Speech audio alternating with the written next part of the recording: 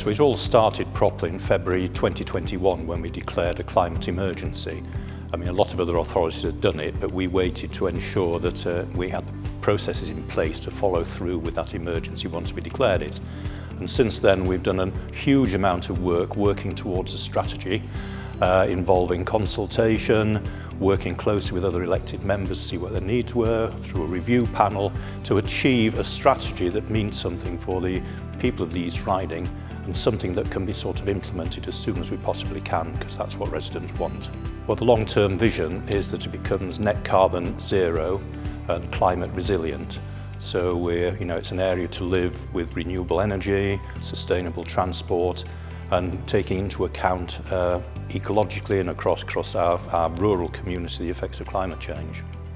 I can just say a big thank you to the literally thousands of people that took part in that process, because all their evidence has been collated to form part of the core of the strategy moving forward.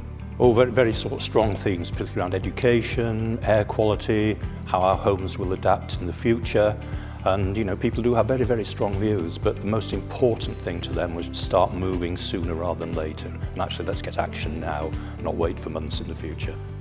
I'm delighted to say that today Full Council approved the climate change strategy, and hopefully we'll start moving forward straight away, starting today in implementing that. And so by early 2023, we will start working on the 8 priority areas that have been identified as key to the strategy.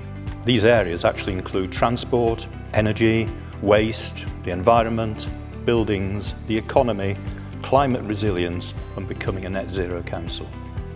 Well, immediately starting today, we should be working on the 8 priority areas, so by early 2023 we can be well on with meeting all those criteria that were outlined in the plan.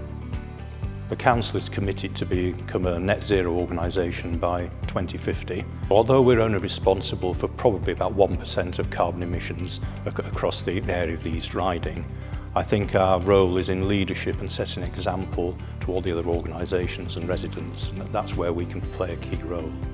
It's shown very much that while the challenges are really great, we are ideally placed as a local authority to lead by example and grasp the chance to make that change happen with our communities. Actually consulting and engaging with the communities has been key to us coming up with a strategy. And one of the things that we will definitely be doing is consulting continually with those communities, residents and businesses, as a range of projects will come forward over the forthcoming months and years tackling the climate crisis.